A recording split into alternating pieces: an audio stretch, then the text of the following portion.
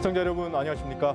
2월 19일 화요일 뉴스데스크 경남입니다. 먼저 오늘의 주요 뉴스입니다. 현대중공업의 대우조선 인수에 반발하는 대우조선 노동조합이 파업을 결의했습니다. 지역 상권 추락을 우려하는 목소리와 함께 협력업체들의 불안감도 깊어지고 있습니다. 차 안에서 가전제품을 쓸 수 있도록 220V 인버터를 설치한 차량들이 많은데 일부 불량 인버터 때문에 소비자들의 불만이 잇따르고 있습니다. 부산항 신항이 가동되면서 정부는 창원시 연도에 신항의 랜드마크를 조성하겠다고 약속했습니다. 하지만 8년째 사업은 표류하고 있습니다. 세계 중요 농업유산으로 등재된 하동군 화계면 일원에 대규모 양수발전소 건설 계획이 추진돼 주민들이 반발하고 있습니다. 현대중공업의 대우조선 인수에 반발하는 대우조선 노동조합이 파업을 결의했습니다. 대우조선 매각으로 지역 상권 추락을 우려하는 목소리와 함께 협력업체들의 불안감도 깊어지고 있습니다. 부정석 기자입니다. 대우조선 노동조합이 사실상 파업에 돌입했습니다. 조합원 5,600여 명을 대상으로 파업 찬반 투표를 한 결과 투표 참가 조합원 93.4% 중 92.1%가 파업에 찬성했습니다. 대우조선 노조는 우선 사내광장에서 매각 반대 보고대회를 열고 노조 대의원 중심으로 투쟁에 나섭니다. 오는 27일엔 산업은행 앞에서 금속노조와 연대한 총파업 상경투쟁을 예고하는 등 파업 수위를 높입니다.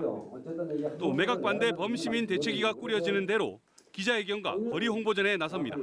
이번 결과를 바탕으로 해서 강도높은 투쟁들을 이어나가면서 우리의 생존권을 지키기 위한 매각제의 투쟁에 임할 것입니다. 대우조선 매각 발표로 거제 경기도 빠르게 얼어붙고 있습니다. 조금씩 활기를 찾던 상가들은 다시 눈에 띄게 고객들이 줄었습니다. 사람들이 빠져나가다 보니까 상권이 자꾸만 죽어가고 있잖아요. 그러니까 경기가 자꾸만 무너지고. 거제 지역 대우조선 협력업체들의 불안감은 더 큽니다. 현대중공업 그룹은 그룹 내 자재를 사용하기 때문에 대우조선이 매각되면 거래 자체가 없어질 수 있다는 겁니다. 현대중공업의 토크의 물량을 많이 확보를 하면은 대우조선에서 기존자 물량이 좀 줄지 않을까. 대우조선 노조는 이번 매각 방식이 재벌의 특혜라며 정부는 즉각 대우조선 해양과 노조가 참여하는 대화의 장을 마련할 것을 촉구했습니다.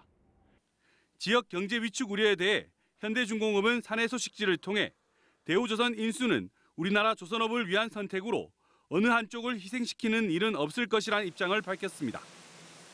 한편 현대중공업 노조는 내일 대우조선 인수를 반대하는 파업 찬반 투표를 실시할 예정입니다. MBC 뉴스 부정석입니다. 요즘은 차 안에서도 가전제품을 사용할 수 있도록 220V 인버터가 장착된 차량들이 많습니다. 그런데 일부 차량은 인버터 출력 전압이 규격에 크게 못 미쳐 소비자들의 불만이 잇따르고 있습니다. 이재경 기자가 보도합니다. 직장인 허진우 씨는 지난 2017년 8월 기아 SUV 차량을 사자마자 황당한 일을 겪었습니다. 전기요를 사용하기 위해 차량 뒷좌석에 설치된 인버터에 플러그를 꽂았지만 작동하지 않았던 겁니다. 인버터의 전압을 측정해봤더니 220V에 크게 못 미치는 160V. 가전제품을 정상적으로 사용하기 힘든 상황입니다. 그런데도 차량을 소개하는 책자에는 규격 전압이 220V라고 나와 있습니다. 전압이 낮아서 이게 사용되지 않는다. 제 차만 그런 게 아니고 다른 차도 그렇다. 지난해 1월 같은 차량을 구입한 한 30대 남성도 이와 같은 일을 겪었습니다. 인버터가 설치돼 있지만 노트북 배터리 충전도 안 됩니다. 전열기구는 안 될 수도 있다고 설명을 하더라고요. 노트북은 사실 전열기구가 아니잖아요. 온라인 커뮤니티에서도 같은 불만을 호소하는 구매자들을 확인할 수 있습니다. 서비스 센터에서 인버터를 교체해 줬는데도 여전히 전압이 낮다는 내용도 있습니다. 가전제품을 사용할 수 있도록 220V 인버터가 장착된 다른 차량은 어떨지 출력 전압을 직접 측정해 보겠습니다. 측정 결과 230V. 산업통상자원부가 정한 표준 오차 범위 13V 이내로 정상 수치입니다.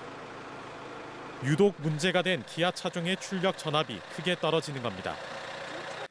이에 대해 기아차는 자체 장비로 측정할 경우 정상 수치가 나온다고 하면서도 4년 전 출시된 모델의 경우 성능이 떨어질 수 있다고 밝혀왔습니다. 200kV 이하는 떨어지면 안 된다. 소비자의 목소리를 외면하는 업체의 행태에 수천만 원을 주고 차량을 구매한 소비자들의 불만은 높아지고 있습니다.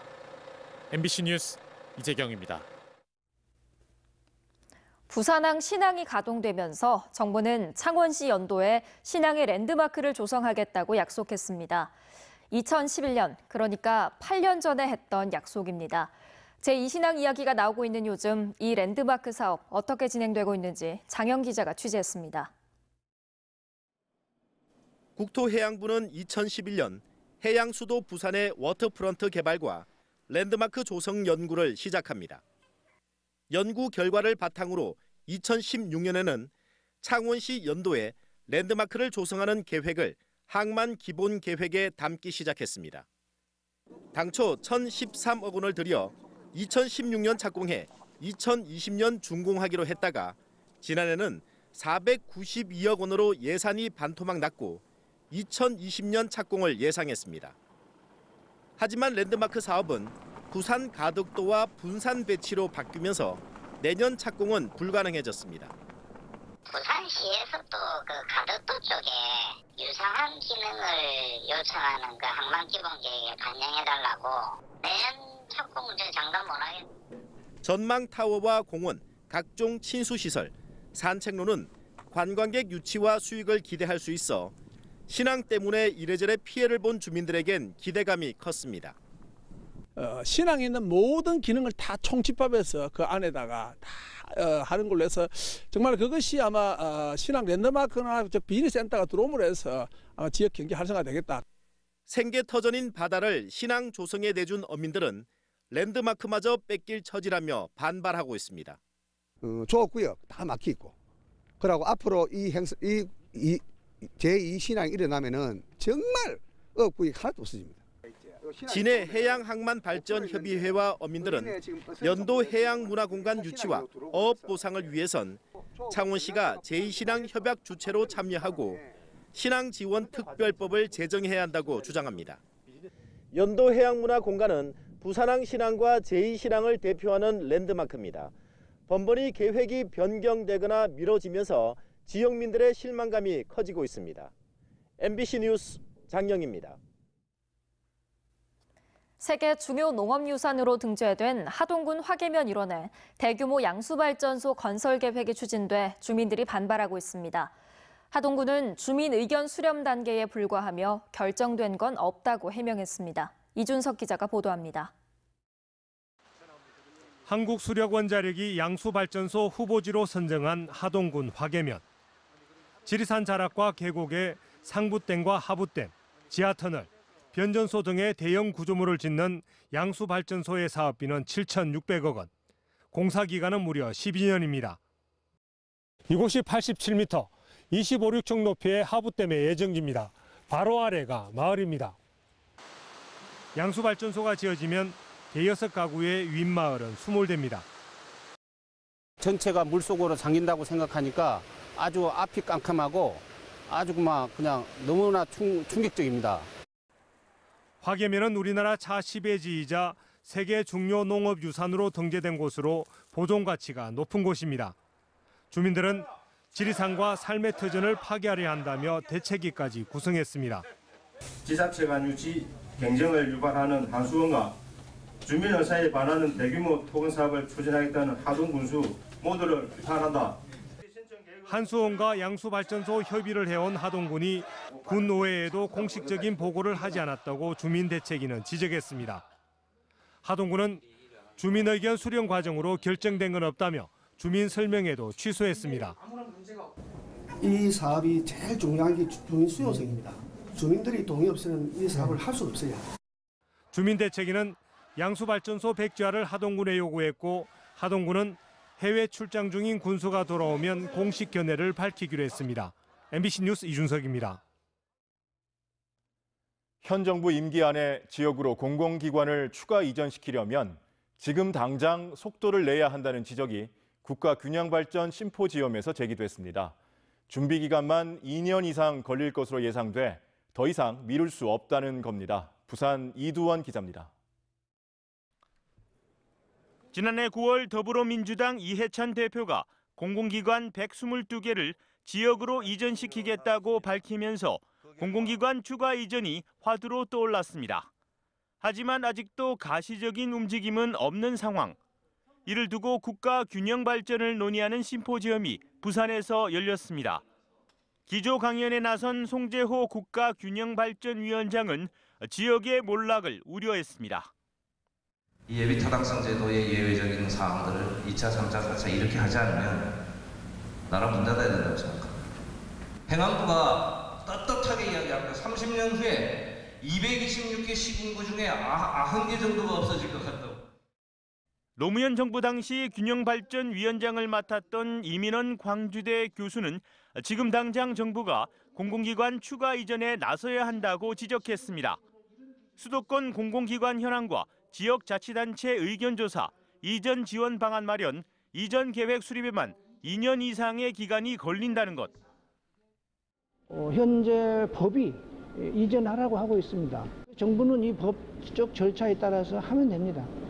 그러니까 그렇게 해야 되고 만일에 이게 지지부진하게 된다면 사실상 직무유기죠. 또 국가균형발전특별법을 면밀히 적용하면 공공기관 210개, 이들 기관이 투자 혹은 출자한 회사 279개 등 모두 489개가 이전 대상이라고 밝혔습니다. 이전이 지연될 경우 국가혁신 클러스터도 활성화되기 힘듭니다. 지역에 있는 혁신 자원뿐만 아니라 중앙에 있는 공공기관이나 아니면 혁신과 관련되어 있는 국책연구소 등이 이제 이전을 해서 지역과 함께 새로운 비즈니스 모델을 만들어 나가도록 노력해야 할 것 같습니다. 공공기관 추가 지역 이전을 위한 골든타임이 얼마 남지 않았습니다. 국가 균형 발전을 이룰 수 있도록 정부의 신속한 결정이 필요해 보입니다. MBC 뉴스 이두원입니다.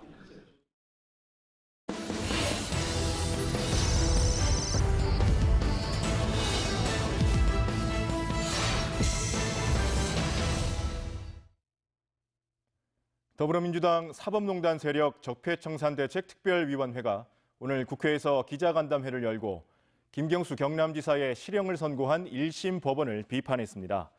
이 자리에서 발제에 나선 차정인 부산대학교 법학전문대학원 교수는 합리적 의심이 없는 정도의 증명이 필요한데 피고인의 공모는 드루킹의 신빙성 없는 진술에 절대적으로 근거하고 있다며 1심 판결이 부당하다고 지적하고 김 지사 법정 구속에 대해서도 경남도정의 영속성 등 다른 중요한 가치를 폭넓게 살피는 것이 옳았다고 강조했습니다. 더불어민주당이 창원 성산과 통영 고성 선거구에서 치르는 4.3 국회의원 보궐선거와 관련해 오늘부터 21일까지 출마 후보자 공모에 들어갔습니다. 민주당 중앙당 공천관리위원회는 오늘 1차 회의에서 이같이 의결하고 공모 지원자들을 상대로 오는 24일 면접 심사를 진행하기로 했습니다. 창원시 소속 서기관급 간부 공무원이 6급 부하 직원에게 상습적으로 폭언을 한 사실이 뒤늦게 밝혀졌습니다. 창원시와 공무원 노조 등에 따르면 59살 박모 서기관이 지난달 7일 이후 54살 이모 계장에게 욕설과 폭언을 일삼았고 휴가를 낸 이 계장은 정신과 치료를 받고 있습니다. 한편 창원시 공무원 노조 홈페이지에는 박 서기관의 사과문을 비난하는 글이 잇달고 있고 창원시는 내일 인사위원회를 열어 진상조사와 인사처분 수위를 결정할 계획입니다. 정월 대보름인 오늘 경남 도내 50여 곳에서 달집 태우기를 비롯한 지심밟기와 풍물놀이 등 다채로운 민속 행사들이 열렸습니다. 구제역 예방과 우천으로 일부 달집 태우기 행사가 취소되거나 연기된 가운데 창원 진동과 내서읍, 사천 팔포수협, 창원 원지둔치 등에서는 주민들이 대형 달집을 태우며 한 해의 애군을 날려보냈습니다. 문화체육관광부 장관배 전국 고교 축구대회 8강팀이 가려졌습니다. 고성 스포츠파크에서 열린 16강전에서 진주고는 마산공고를 3대 0으로 누르고 8강에 올랐지만 거제고는 승부차기 끝에 의정부 광동 U18에 패했습니다. 진주고와 대구 대륜고 등 8강 진출팀은 모레 4강전을 펼칩니다. 경상남도가 민간 전문가와 함께 사회혁신 추진단을 가동합니다. 사회혁신 추진단은 도민 주도로 일상 속 사회 문제를 해결하고 행정은 이를 뒷받침하도록 돕는 조직으로 도는 지난 14일 민간 전문가 6명을 영입해 정책 기획 단계부터 도민의 참여와 협조를 끌어낼 예정입니다. 추진단은 혁신 정책과 주민 주도 혁신 사업, 청년 정책 등의 업무를 수행합니다. 지금까지 경남 소식이었습니다. 시청해주신 여러분 고맙습니다.